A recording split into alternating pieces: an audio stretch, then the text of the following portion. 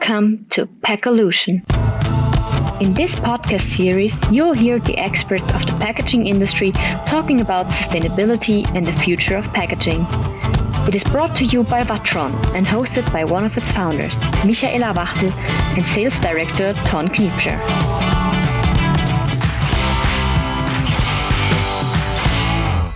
Welcome to another episode of PACKOLUTION, the disruptive podcast brought to you by Watron. Today we have Cyrille Filott, Global Strategist Consumer Foods, Packaging and Logistics of Rabobank as our guest, with whom we'll be talking about his expectations about the trends in retail, blurring and consumer behavior. Tomorrow, the day after tomorrow, and then tomorrow again. Welcome, Cyrille. Yes, well, thank you for the invitation. It's a pleasure to be here. Our first question is always the same. Could you please tell us a bit about yourself and your career path? Sure. So my name is indeed Cyrille Filott. I work now at Rabobank for the last 14 years. I started my career after graduating in economics as a sell-side analyst in equities, where I wrote research for a couple of years. But then I moved to the buy side because I thought it was more fun to actually invest. So I've been a fund manager for, roughly 10 years. And then Rabobank came on my path, and I had various roles within Rabobank. Again, writing, doing podcasts, providing insights to clients of the bank. Okay, now let's get to Rabobank. Yes. Not all of our listeners may have heard of your bank.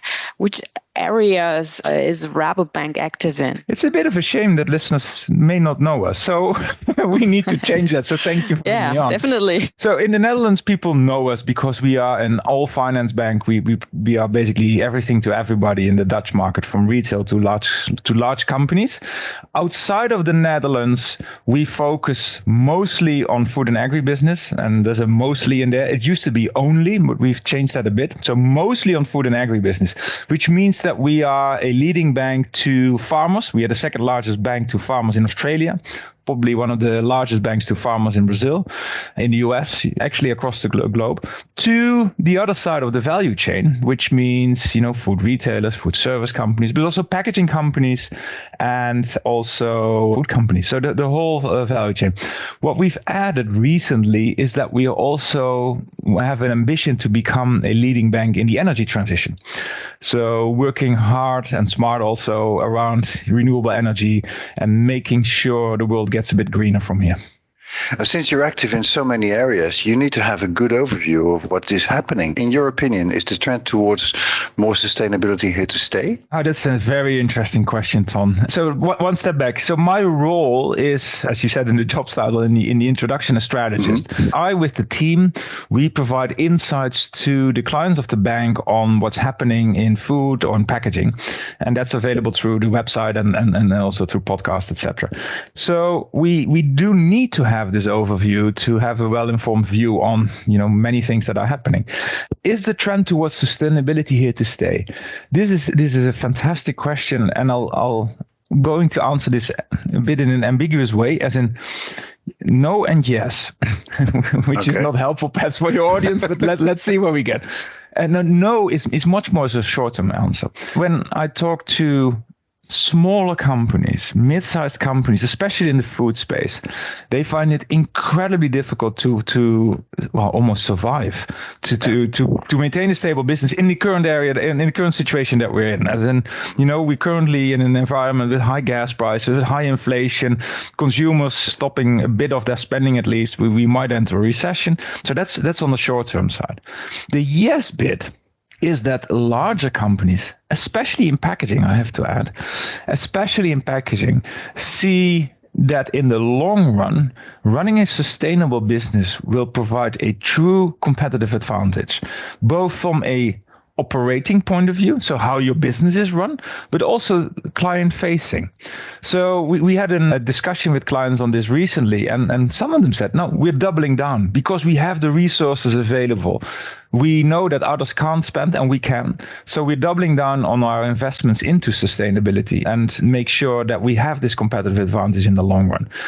So that is sort of the ambiguous answer here. Of course, much will depend on the political environment, and that is an uncertainty, right? As in, we don't know who will be running, countries or the US or China for that matter. Well, China we probably know, and what their policies will be regarding sustainability, which is another important driver. So apart from the intrinsic driver, there's also, of course, the external driver. Yeah, that's correct. In the introduction, I spoke about tomorrow, day after tomorrow, and then again tomorrow, because I quoted you on that from a previous encounter. Yes. Can you explain a bit of what you mean with this? Because this is quite confusing. Well, you had to be there, perhaps.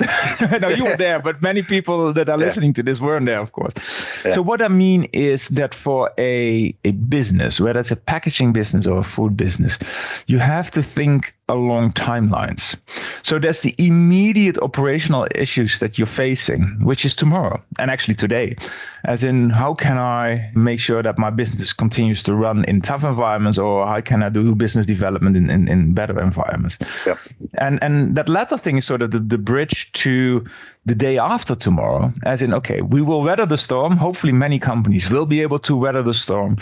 What do you need to prepare for the immediate future? Where are the opportunities? And that's the day after tomorrow. As in, in the food sector, there's a lot of focus on front of pack labeling here in Europe, like Nutri-Score and EcoScore, the development of new channels to sell your products through, e-commerce and all that. Those are the things that companies need to think about for the day after tomorrow. But then there is tomorrow, which is really long way out and should be ingrained in your business. And this goes back to your previous question on sustainability. As a business, to be around for, well, perhaps the next generation, if you're a family business, you really need to embrace and embed and live and breathe sustainability. The focus in Europe will be very much on emission reduction, scope 3 emission reduction. And that I used when we met Ton as an example here. But there's other ways of other sustainability items to think about as well. But that's basically the vision, the timeline that I like to put in front of people to think about, from operational now to the very long strategic issue of sustainability. And there's a whole timeline in between, which for companies is not easy to deal with, but the short term and the long term. Okay, and let's go a little bit deeper into the sustainability topic. From your experience, does sustainability experience the same importance in times of crisis, like pretty much where we're going at the moment, or does it then take on a lower status from your point of view, from your experience? As I said before, especially for smaller companies, it gets a lower status. Also for consumers, it gets a lower status because consumers may have not as much as to spend, which is obvious in recessionary times. So they may not spend their money on more sustainable products compared to before. So it will come down. One of my colleagues compared it to, the Maslow pyramid, if you're familiar with it. Otherwise, you might want to look it up online. But you move up into into hierarchy of the Maslow pyramid during time. And sustainability is at the top of the pyramid. But in downturn times, when we have some headwind, basically, you move down again into that pyramid, and then other things are more important than sustainability from a consumer, but also from a business point of view. Mm-hmm. But as I said to the previous question, some companies are seeing this as an opportunity right now, and to come out of this recession, this let's call it crisis, on top by investing in sustainability. I think it also has to do with the say-do gap. As the consumer is confronted in front of the shelf, he wants to make a sustainable choice. But when he stands in front of the shelf, the price difference may be too big for them at the time. Absolutely. That is what we see happening already. You see what is called down trading, that consumers are buying more affordable products, which may not have certain parameters. Yeah, there's a big trend towards private labels at the moment as well. Absolutely, yes. In the UK, and that's now, it's at an all-time high. 52% of sales in supermarkets are now private label. It's amazing. The UK already had a very high percentage, I remember, from the past, but now, of course, it's skyrocketing. Yes, and that makes a lot of sense. So coming back to sustainability, how does Rabobank handle the topic of sustainability inside the company? Yeah, there's a few points to make here. First point is that it's not easy to work with the topic of sustainability when you're an agricultural and food a financial institution, given that there's so much emission on the farmland, for example. So we're working hard on that. And one of the things we've done is to commit to the Net Zero Banking Alliance, which basically means that our portfolio of loans, whether it's mortgages here in the Netherlands or farmland across the globe, including the Netherlands, will be net zero by 2050. So the companies that we're providing finance to financing to should be net zero overall, right, by 2050, which is quite a challenge, but we also believe a big opportunity for us. In terms of when you make that practical, in terms of products, many banks already have sustainably linked loans out there. So when you provide a company with financing and this company hits certain KPIs, certain parameters, then they get a discount on the loan, as in they have to pay lower interest rates because they, for example, may have hit some greenhouse gas target, or they may have changed the composition of their board, or, well, whatever measure there might be. But we're working to come up with more sophisticated offerings even now, where we provide financing in the value chain. So, for example, we're working with Coca-Cola Euro-Pacific Partners, the largest bottler of Coke in Europe, where we do supply chain financing. So the suppliers to Coca-Cola Euro-Pacific, they get a discount when they hit a certain KPI.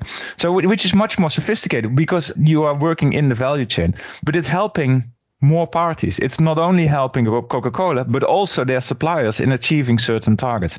So that's what we're doing, but there's more to be done. So Rabobank operates in many countries, as we saw before on the internet. Yeah. How do you experience the different strength of initiatives in the different countries when it comes to sustainability and packaging? I could imagine that it also has to do with cultural differences. No, without a shadow of a doubt. It really matters where you operate. You know, in Europe, I believe we are ahead. And I pointed out to the Scope 3 emission reductions, so carbon emissions that are being reduced here. That is really a focus in Europe, while some of the larger food and packaging companies have committed to the Science Based Targets initiative as well. It is more ingrained in the thinking of companies here in Europe. In the US, it varies a bit, and it's much more, quite more intrinsic. The regulation is not that strong there. There's some, but not that strong. So it is really about companies trying to do good. I think in food, a good example is PepsiCo, which is having a lot of interesting initiatives out there. There's more. I don't want to highlight PepsiCo only, but I think they are a good example. But when you go to other areas, I was in Brazil recently, it's very low on the agenda. In Asia and in China, it's now on the agenda because they do have some issues around pollution in general. But in Brazil, it's not a hot topic. So it really varies per country. For us then as an institution, it is to understand where people are on the journey and help them in that different path on that journey. So Europe is more advanced, as I said, so you might have to provide different solutions than you have to provide in Brazil or Asia. In our preliminary discussion, you mentioned the consumer psyche and how this changes with certain products. Mm-hmm. You mentioned the packaging of tomatoes versus snacks. Could you please elaborate a bit on that or explain to our audience what you mean by that? Yes, consumers may not always understand or want to understand the packaging materials that are being used. So for fresh products like fruits and veg, and I'm talking here mostly about the European market, consumers think that a product wrapped in plastic is not that sustainable and they rather have it just hand-picked, apart perhaps from COVID issues, right? Because then the people suddenly wanted to have all their products packed. But now I think we're moving back to an environment gradually where consumers in the fresh aisle are looking for unpacked products because, packaging is bad. Whereas on the crisp side, they want to have the packaging, they need to have the packaging, but they also don't understand necessarily how, the products that are being used for the packaging, which are usually multi-layer and not that recyclable, are not that great for the environment. But there is another reason why the consumer is buying that product, right? So there's a different mindset, as you said, psyche, around the purchasing behavior on that product. They don't suddenly care less about sustainability. We see the same around nutrition, where consumers for fresh produce and other fresh products are looking for nutritious food. And then they buy snacking, which is not nutritious, of course, not healthy. Does this also have to do with gratification of the consumer? Like, you need to have vegetables for your daily cooking, but you want to have snacks because you want to treat yourself, you want to gratify yourself. Yes, I think you're absolutely bang on, as in it's a different occasion. Basic, and not only an occasion. Well, it's an occasion in itself, as in it's on time of the day, but also the reason to pick the product is very different. So the incentives to be more sustainable, less sustainable, are definitely there to think about sustainability more than in other cases, which is funny in a way, but that's how consumers behave. And this ties into my follow-up question on that, on this consumer psyche. Can you elaborate a bit on the different types of consumers? So you have the conscious consumer who buys their vegetables and their meat preferably unpacked. And then you have the convenience consumer who wants to buy everything which they need and they'll order it via a bike driver. Let me, as an example, and this is not, by the way, scientifically based, but just as anecdotal based, on the younger consumers. So I live in Amsterdam, and the younger consumer, when they go on and what I observe, when they go into a supermarket, they look for more sustainable products. They look for example, alternative proteins, the vegan products. And then they go out and they have a coffee and another coffee, and which goes in a to-go environment, which doesn't come in a cup, but in a plastic cup. Then the occasion is different, and the considerations by the consumer are very different as well, which is quite funny in a way. And that's where probably also regulation needs to come in. And as everybody knows, food service may not be able to use plastics from 2024, 2025 onwards in Europe because of this reason, because people use a lot of plastics in that. So it's not conscious behavior. It's not sure whether it's unconscious behavior, but people just in certain occasions, in certain buying moments, think less about what they're doing than in other moments. Yeah, I think this relates back to the instant gratification, where people say, well, I need an energy drink or I want some snacks and I want them now and I'll buy them. Yes, and you already mentioned the quick service or the quick delivery offerings that you have in many cities now. These took off during the European Cup in 2021, when people found out that the fridge was empty, as in there was no beer in there, and they needed beer during a game. So they had people drive to their door with a few 6 packs of beer.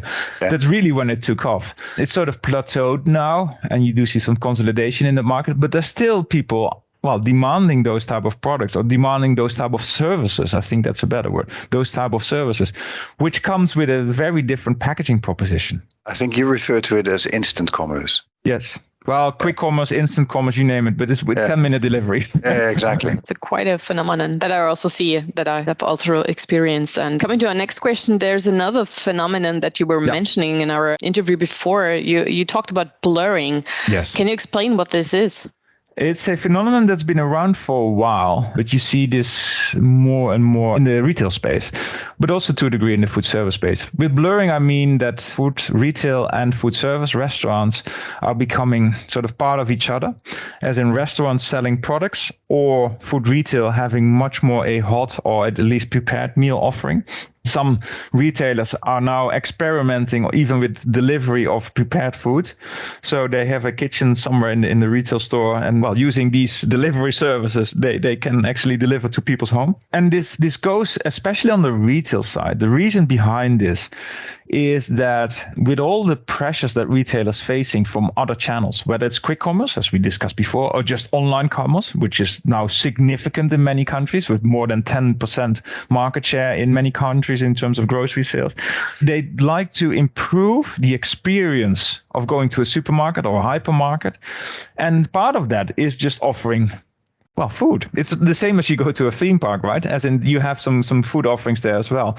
That is now happening in retail as well, whether it is to take away and to use and to warm it up in your home, or actually to consume it on premise, on site. It's an interesting and growing phenomenon. I think I remember from blurring that blurring already started some decades ago when garden centers were selling yes. Coca-Cola trays, and supermarkets were selling non-food products. Yeah. And I think it also has to do with the fact that certain commodity products like, let's say, pet food or detergent powders will be supplied to you at home. You order them online and you go to the supermarket for the experience, for the new ideas. No, exactly that. And by the way, there's also some money to be made on these. Let's not forget that. It's never altruistic, for sure. Yeah. So in an earlier presentation I saw at SnackX in Hamburg, you spoke about the more active role of retail towards the supply chain. You specifically mentioned Tesco as an example. Could you shed some light on this, please, for our listeners? Yes, this goes back to what I mentioned before, and companies setting targets to be in line with the Paris Climate Agreement.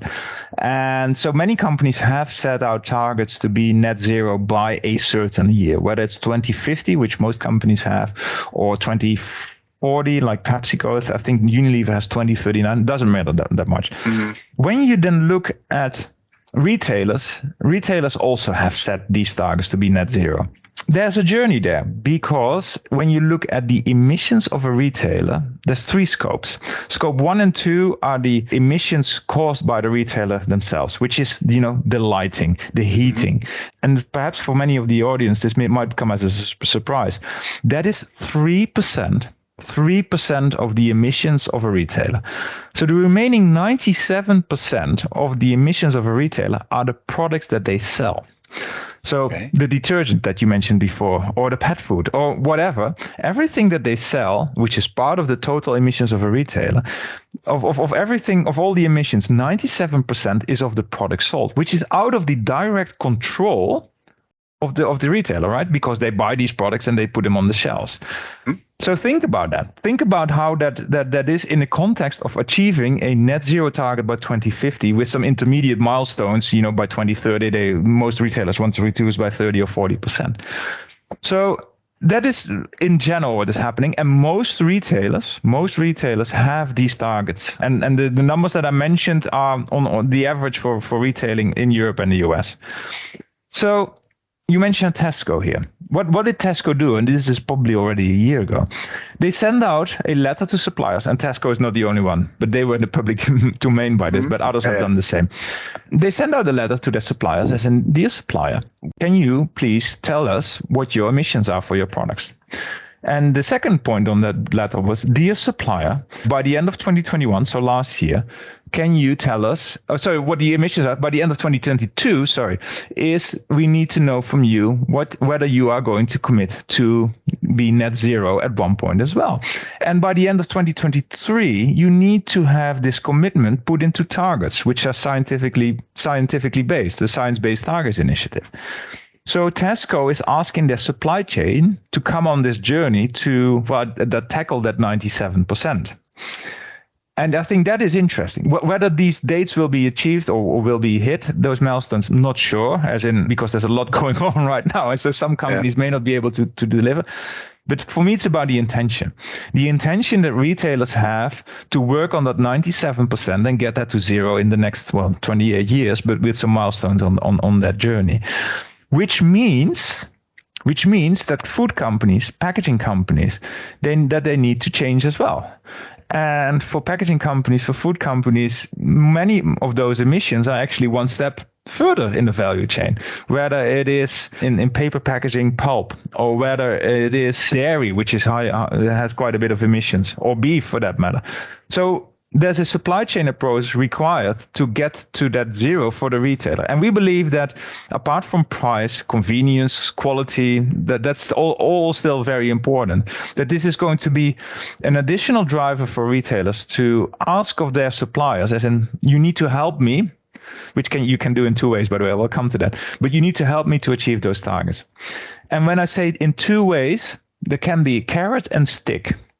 The carrot approach that, for example, Marks & Spencer is undertaking in the UK is to actually work with the suppliers and to share data, knowledge, insights, and basically work with them to come up with the products that help Marks & Spencer to achieve the targets. That is the carrot way. The stick way is the more tricky one, and I'm not going to name retailers here, but that is basically, dear supplier, if you're not going to comply to this, you will not get a shelf listing. So basically, you will not be able to be sold on our shelves because you're not working with us to achieve our targets. That's the extreme approach. And there's, of course, also sort of intermediate ways between carrot and stick here. Yeah. But I think that is what is going to come, or has already come, to the food industry and the packaging industry as well, of things to think about for the long run. So this is a bit of a long-winded story explaining the tomorrow, what I started talking about in the beginning of this conversation when you asked me about it. That is the really long-term view, which should be ingrained in the thinking of every company in the food and packaging sector. I remember when Tesco came to the market with this, let's call it directive, that they said that certain packaging formats, like composite packagings, were going to be not allowed on their shelves in the foreseeable future, which is quite a stance, because if you then also, you have to look at the primary role of packaging, which is basically food safety. Yes. It has to make sure that the product, the food product in this case, comes to the consumer in a safe manner. This is where I think there's a very delicate balance to find in that one. I'm not at all disagreeing with you. And so that's why I said that I'm not entirely sure whether all those milestones will be hit, because you do need a lot of innovation and change in the supply chain to achieve those targets. But, and this goes back to the doubling down point that what we talked about in the beginning. If you, as a packaging company, have the resources to invest and to come up with innovative solutions that will help Tesco achieve their targets, it could be a competitive advantage, and perhaps will be a competitive advantage. Absolutely. And I think you'd have to look at it also from the fit for purpose concept, that the packaging does not need to exceed the lifetime of the actual product. Yes. I think this is also a critical point, that food producers should also look at that. Yeah, in plastics, you see this happening. I have recently come across some examples where companies are doing that, which as a result, you will have lighter solutions, and also, which is good for transport anyway, but also just in the production process, lower emissions as a result of which. And sustainable monomaterials, which are easily recyclable. Absolutely. And this is where we, of course, play a little role in that, but that's that's fine. Well, we just automatically got back to the topic of packaging.